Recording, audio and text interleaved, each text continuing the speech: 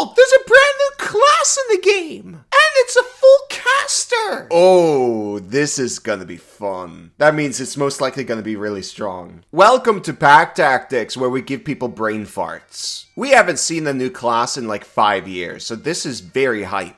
This class has been in other editions, and we've had a UA of this before, but that was many years ago, and it got scrapped. All I remember is double concentration. Anyways, if this UA is well received, we're most likely getting a new official class. This caster uses innate mental powers to cast spells. They've got big brains. They're an intelligent caster, they've got d6 hit points, intelligence and wisdom saves are their proficiencies, and they've got no armor proficiencies. Getting armor proficiencies is pretty easy anyways. I'm taking a quick peek at their spell list, and they surprisingly don't have the shield spell. There is mage armor though, but this is rough. At the start, this class does have a bard problem where the defenses are bad. Psion does have better save proficiencies, but has d6 HP instead of d8, like bard and warlock. Sorcerer and wizard has d6 hit points, but have good saves, shield spell, and mage armor. Psion is missing the shield spell, so they're walking around with 15 AC with no reaction defense spells. They don't even have absorb elements. A bard does. I would say this is appropriate for a full caster balance-wise though. This is a squishy caster, if you're playing it straight classed. A bard has better defenses, especially later. Let's see if Psion keeps up. New spell casting. This is a full caster that has a similar spell progression to that of a bard, except they don't get their third cantrip until level 10. You're gonna have 2 for a very long time. Technically 3 because you get Mage Hand for free at level 1. And their cantrip options aren't really that good. So I highly recommend picking up Magic Initiate feats. Not only for the shield spell, but also more cantrips in general. Also, you can swap your Psion cantrips on a level up, but lol. These 2 cantrips are going to be damage or defense cantrips. There's no way I'm gonna pick utility this early. I can't afford it. Changing your spells is similar to that of a sorcerer, which makes sense. Another thing with their spells is their psionic spellcasting ignores verbal and material components, except for material components that are consumed by the spell or have a cost. I think it's lame that you can counterspell a Psion. I think they should have a pass on everything, even the cost. That makes them stand out more. But anyways, let's get into their true main features. It's the spells. Guys, this is a full caster. We're not skipping the spells. Starting with first level, we'll get to cantrips after this. The first level list is pretty good with Command, Dissonant Whispers, Jump, Sleep, Hideous Laughter, and Mage Armor. Straight class, that jump is so important for your defenses now. You have to jump into cover and end your turn. You have no reactionary defense spells, and you have no healing spells, which makes sense. You're not a reactionary defense caster. You have to think more about where you're positioned, which is something I really like. Now, out of all the first level spell lists for full casters, this is the second worst. But don't get me wrong, it's good though, because spells are crazy. As for cantrips, because you have no defensive reaction spells, just concentrating on Blade Ward is going to help you immensely. Especially at lower levels where you're barely concentrating on anything really important, really. There's only Sleep and Hideous Laughter, really. This cantrip is spammable, just try not to cast it in combat. Have it cast before going into a fight. If you're spamming it, it's always assumed. You're just waving your hands around. Keep in mind, none of this is verbal. This is a must pick. As for the new cantrip, this is basically like Vanilla Ice Cream Eldritch Blast. But you only fire once, even when it scales up. Also, the range is only 60 feet, which is not much. You also need ammunition to cast this, but I really like the flavor. You got your hands in your pockets and you just fling an arrow at somebody with your mind. Oh my god, Kobold! He could be like Sans from Undertale! Shut up! Anyways, because you only have 2 cantrips and you'll be stuck with them for a very long time, I recommend Mind Sliver more because it will land more consistently than the Fling. It's got the same range too, and it's got a good rider effect. The damage is bad for single targets, but your first and second level spells are gonna make up for that. The power is always in the spells. Speaking of, here's the second level list. Tons of good ones. Locate Object, Mirror Image. Then there's Phantasmal Force, Suggestion, and Mind Whip, which are godlike when it comes to single target shutdown. And you get Shatter, which is a great early game AoE damage spell. Heck yeah. Before we continue, it's the Kobold and Gator Dice. We can spy for you. Yeah, that's true. We're in the dice. So if you hand us over to your DM, we can read his notes. And we'll tell you all about it.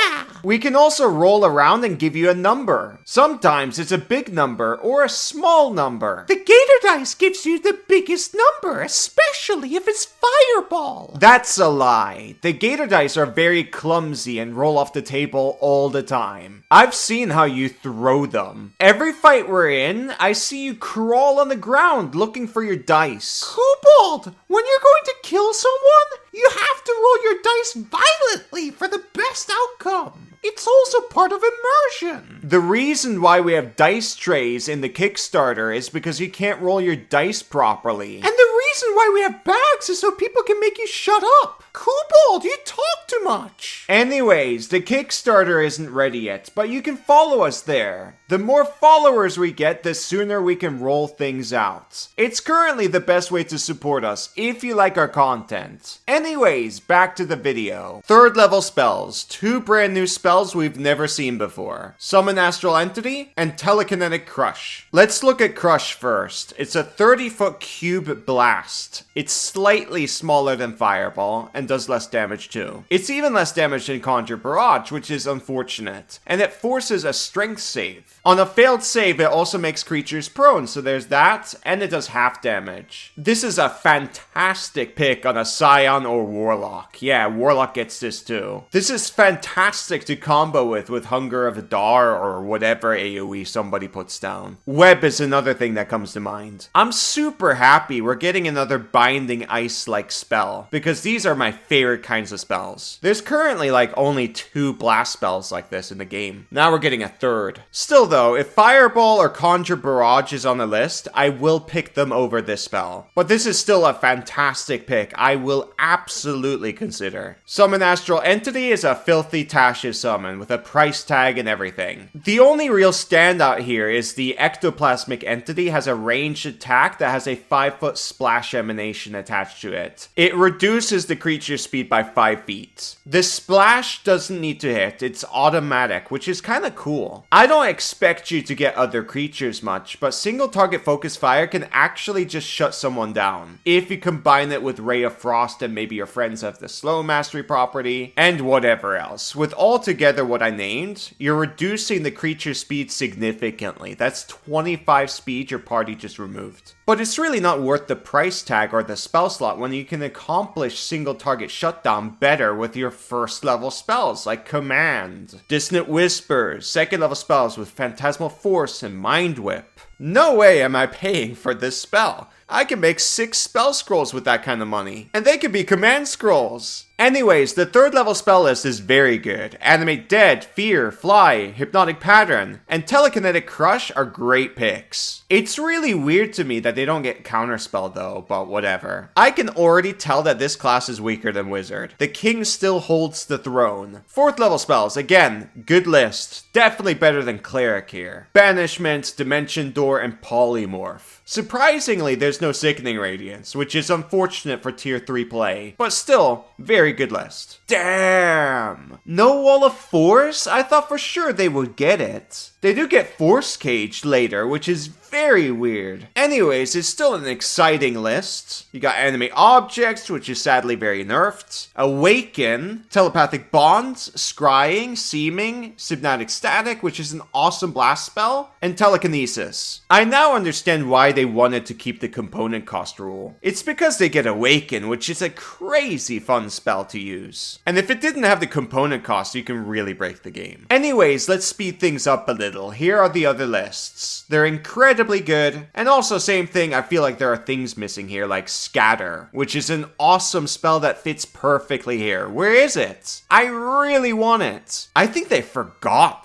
to put it here. I don't know. It's so weird. Jeremy would have never done this. Scatter is also more important now because 2024 monsters are batshit insane when it comes to initiative. So I feel like this really needs to be here. Anyways, good caster with no reaction spells, which is really weird for an arcane caster. Well, it's not really arcane, but anyways, I'm happy with it. They should have counterspell and scatter though. That's really my main complaints. Main features, here we go. Subtle telekinesis at level 1. You get Mage Hand and you can cast it without Psykinetic components. Utility. Psionic power is their main feature. It's kind of like maneuver dice from Battle Master. Your energy die is D6 and your resource pool is 4. You get 1 resource back on a short rest and everything back on a long rest. The number of uses and the resource scaling is incredible. When you hit level 5, it ramps up to D8s with a pool of 6. Then at level 9, the resource scales. Level 11, the energy die scales up to D10s. And finally at level 17, you get D12s and 12 uses. That's a lot of ammo. As for what they do, you have 2 options for now. Telekinetic Propel lets you as a bonus action push or pull someone within 30 feet. It's a strength save that only works on large or smaller creatures. On a failed save, you roll the energy die. Whatever number you get,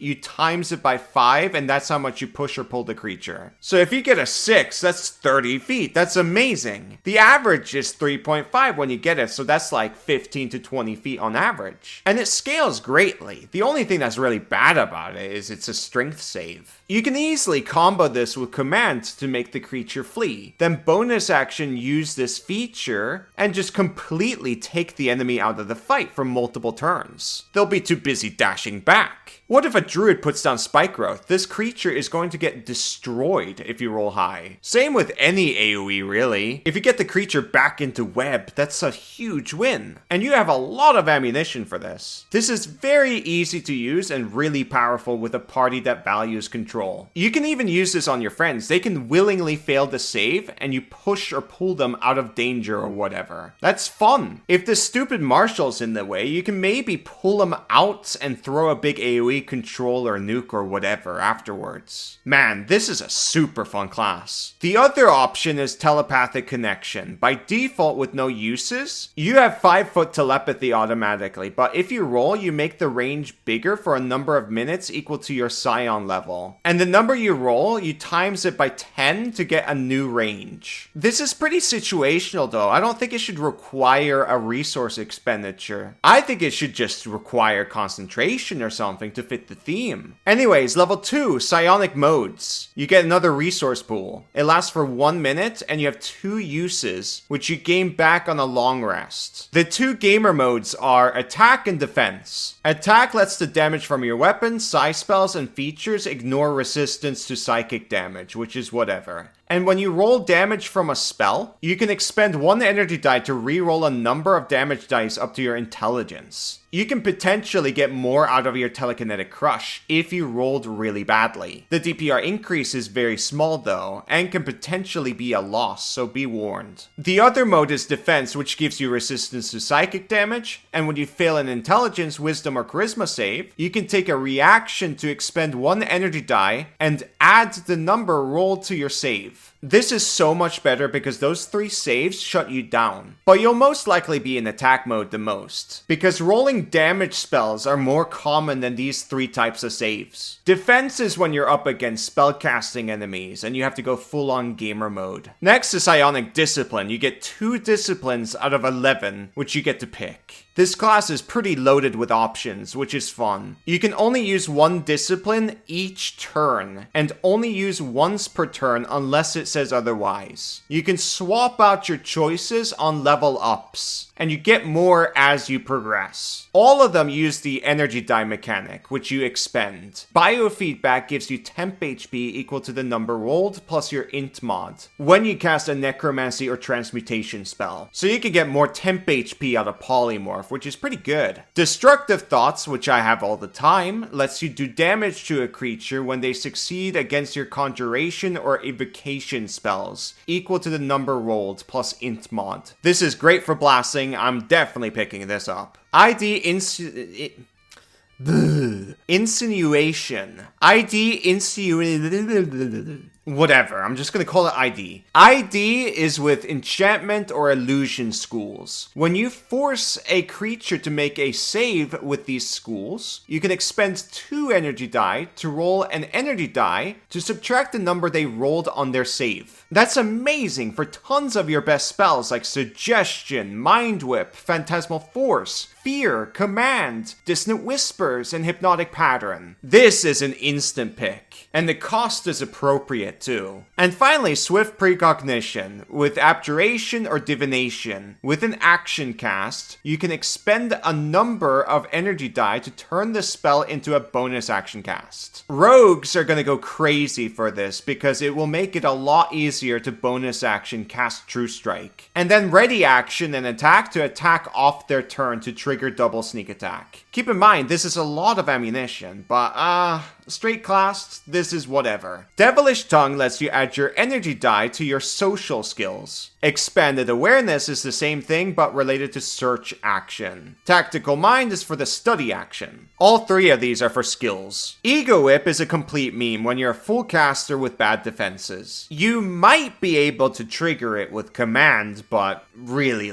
this is really not worth picking. Inherent Aim is for your attack roll. Add the number to potentially make a miss into a hit. It sucks unless you're playing a rogue or something with Nova. Psionic Backlash is a defensive feature. When a creature hits you with an attack, you can expend 1 energy die to roll 2 energy die and subtract the damage it dealt to you, and you force the creature who hit you to make a wisdom saving throw. On a failed save, they take damage to whatever you rolled to. This is actually pretty good if you don't have the shield spell, but you're most likely gonna pick that up anyways through a feat or whatever. And finally, Psionic Guard. At the start of your turn, you can expend an energy die. Until the start of your next turn, you have immunity to Charm and Frightened, and advantage on intelligence saves. If you are charmed or frightened, then you can end it immediately. You can also use a different psionic discipline as well if you wish. First thing that comes to mind is like white dragons with frightful presence. With this, they won't be able to shut you down. Mind Flares is another encounter that comes to mind. I see this as a late game option for really important fights. It's definitely something I'll pick up. I love these options. I wish there was even more, like maybe one that adds to your initiative. That would be sick. I'm 100% picking up Destructive Thoughts and ID. Then at tier 3, Psionic Guard and Biofeedback, I guess. Do note, when you use a discipline, you can still use your Telekinetic Propel if you have that bonus action available. Okay, page 6 of my script. We're at level 5. We're halfway done. Once per long rest, when you short rest, you can regain energy die equal to half your number of dice rounded down. Keep in mind, you also get a +1 because of your psionic power feature. You're even more loaded with ammunition. If you have 1 or 2 encounter days with a short rest in between, you can blow 1 dice every turn and still most likely have ammo at the end of the adventuring day. Next is Psionic Surge at level 7. When you roll initiative, you can expend 1 of your hit point dice to regain a use of your psionic mode. This is handy for late game for defensive mode and some other subclass. We'll get to that later. In a long adventuring day, it's not worth it unless you can fly or something. In addition, when you roll 1 or more psionic energy dice, you can expend a hit point dice and treat any roll on your energy dice as a 4. In optimization, hit dice are too precious in a long adventuring day, like a dungeon crawl. So this can absolutely be a trap. But if you don't have adventures like that, or you have tons of other sources of healing, then this is insanely good. Especially with ID or Telekinetic Propel. I'm very impressed with this class. Let's look at the capstone. This, again, is a trap in a long adventuring day, so be careful. You spend 2 hit point dice to roll 2 additional psionic energy dice. That's really expensive, but it's also really crazy though, to be fair. Can you imagine if you get Telekinetic Propel off and you score 12s on all 3 dice? You'll push or pull that creature 180 feet. That would be insanely funny if it's on a party member. They'll either be yeeted or yoinked. With ID, you can almost guarantee a creature will fail their save against your shutdown spell. And for some fights, that can actually determine the whole fight. If you know for sure this fight is the last fight of the adventuring day, then I say blow everything. It's gonna be funny, especially with extra buffs like Foresight, Defense defensive mode, and psionic guard. And who knows what the subclasses get. I haven't even talked about them yet.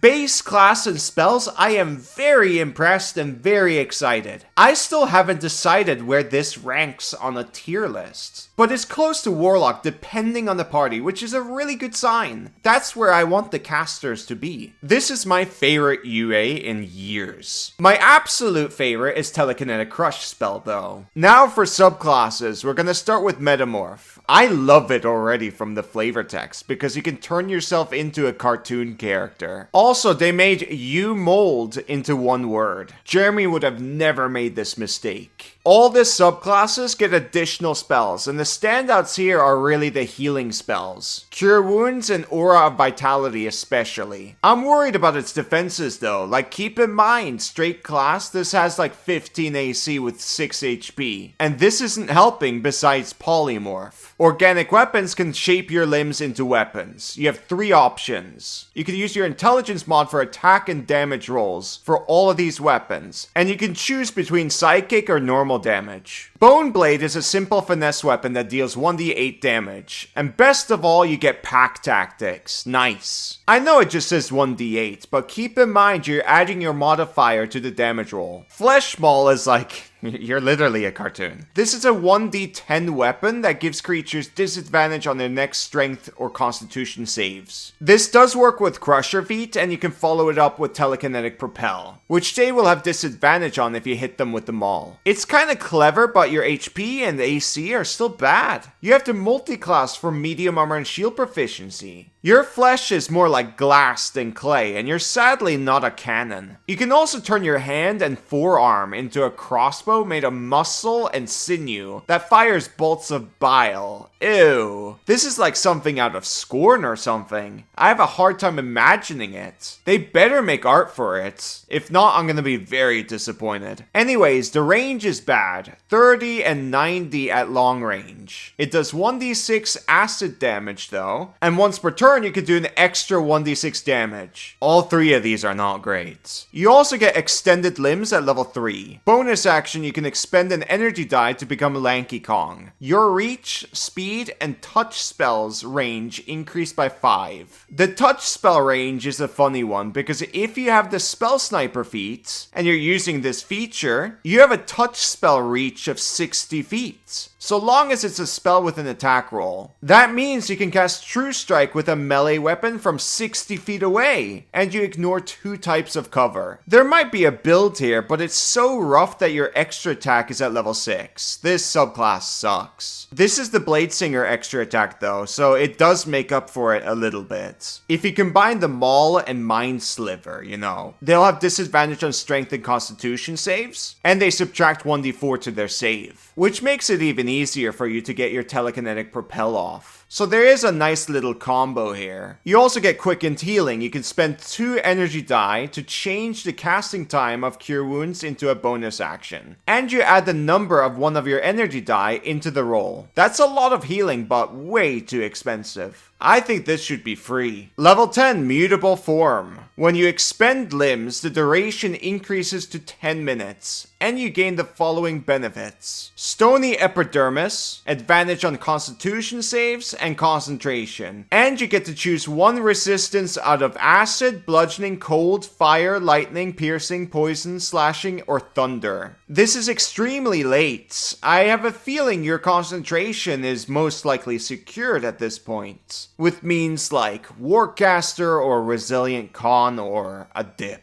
It's unfortunate that the resistance is a guessing game, but slashing damage is the most common damage type in the game, so I hope that helps. Superior Stride is option number 2. If you're not wearing armor, you can dash as a bonus action, and you get climb speed and swim speed equal to your speed. This makes it a lot easier to go into full cover or hard to reach places. Climb speed is a poor man's flight, so I do think this is a good one. Unnatural Flexibility gives you plus 2 AC, and you can move into any space as narrow as 1 inch. Also, you can spend 5 feet of movement to escape from non-magical restraints or the grapple condition. I'm unsure if you can end your turn in a 1-inch space though. If you can, then this is crazy good. I expect everybody's gonna pick this the most because plus 2 AC. and you need AC. Even if you have high AC, you need AC. This is an extremely easy pick. And finally, Capstone. When you hit a creature with your disturbing limbs, you can expend an energy die and roll it. Each creature of your choice in a 10-foot emanation originating from you regain HP equal to the number rolled plus your int mod. In addition, one creature of your choice takes necrotic damage equal to the number rolled. Yeah, this subclass sucks. That was really disappointing. The flavor is super fun. I highly recommend multiclassing for armor before picking this subclass. Because if you play this straight, you're gonna have a pretty rough time if you're gonna go into melee often. You have to play extremely careful. But I gotta say, I feel like Metamorph can be a class. We don't have a class that's fully committed into weird transformations. Not even Moon Druids go full on transformation. So I think there's huge potential here. Next, Psi Warper. This looks like a mobility class, so we're gonna get a million Misty Steps. The spell list isn't amazing, but I do like that teleportation circle. Other than that,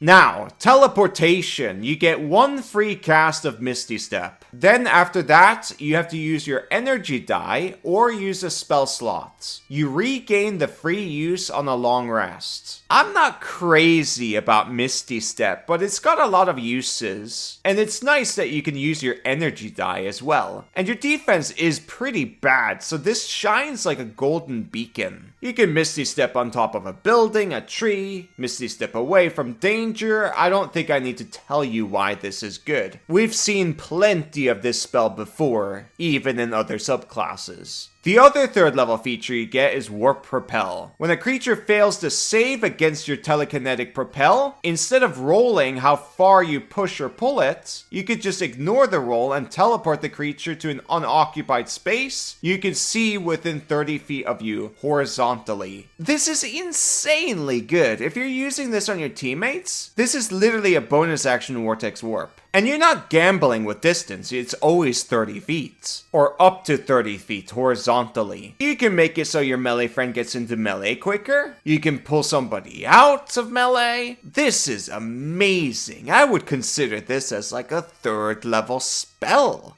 Hell yeah, give it to me. This is a real subclass. Now we're power gaming. Level 6, Warp Space. This is good. So when you cast Shatter, you can expend one energy die to make the radius of the sphere become 20 feet. That's double the size. And creatures who fail to save are pulled straight towards the center of the AoE, which is super cool. I love these riders on my AoE damage spells. They're so fun. It's just like the Telekinetic Crush spell. I'm immediately sold on its control, and you can follow it up with Telekinetic Propel. Okay, Mr. Marshall, now I'm putting you in melee. I was seriously worried that this subclass would just focus exclusively on Misty Step or something. Now I'm at the edge of my seat. This is a good subclass. It's got my full attention. Next is Teleport Combat. Immediately after you cast Misty Step, you can cast a Psion cantrip that has a casting time of an action as a bonus action. Psion cantrips aren't that good, but it's a nice bonus I will gladly take. But I'm not gonna spam for cantrips. Level 10, Duplicitous Target. When a creature makes an attack against you, you can reaction expend an energy die and choose a willing creature you can see within 30 feet of you. Both of you teleport and swap places, and the person you teleported becomes the target of the attack. Incredibly good reaction, and your friends can trigger this by attacking you too, which might not be a bad idea. It might get you into cover, you can swap places with a familiar, you name it. I'm still bewildered at this point why this class doesn't get Vortex Warp or Scatter. They must have forgotten them. There's no way. Speaking of Scatter, the capstone is literally Scatter with a bigger range. It's super expensive with the cost of 4 energy dice, but it's so worth it. This is like a 6th level spell. Sadly, the only downside is you can't pick yourself into teleportation, strangely enough. But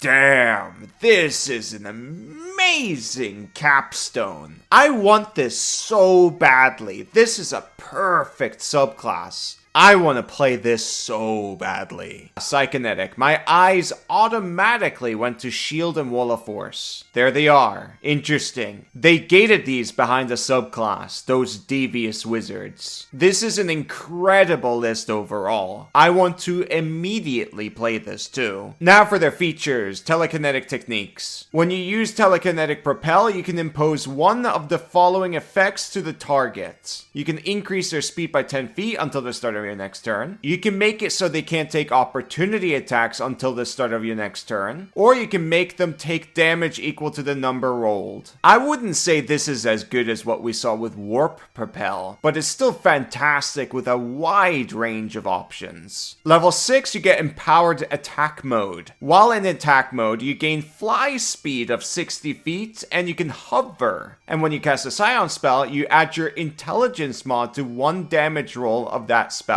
By Tiamat's tits, I thought Psi Warper was insane with that shatter, but this feature makes that shatter feature look pretty tame. The name is extremely misleading because not only is this an empowered attack, but it's also empowering defense with that flight and hover. You can literally lay prone in the sky and make all ranged attacks against you at disadvantage. 60-foot fly speed too. By Tiamat, you're Superman. And you get more at level 6, like what the hell? When you cast a shield spell to an attack roll, you can expend 1 energy die to force a dex save to the attacker. On a failed save, they take 2 energy die damage. Half damage on a successful save, and you get temp HP equal to that amount. This subclass is crazy. It works with ranged attacks too. Now, to be fair, I don't think this feature is worth it, but they're being extremely generous. Level 10, Enhanced Telekinetic Crush. Oh boy. This is a feature for me. You can expend 1 energy die to modify the spell so the creatures in the spell have their speed halved until the start of your next turn. This is automatic. Save or no save. If they fail, they end up prone too, which halves their speed again. And it stacks with difficult terrain. They're not gonna go anywhere. If these are melee enemies, they're done. I gotta say, they actually took my advice on the previous UA, cause this is exactly what I want. Brand new spell with a brand new upgrade mechanic that encourages you to use the new spell that you got. That's good game design. It's not upgrading Hex over and over and over and over again. Good.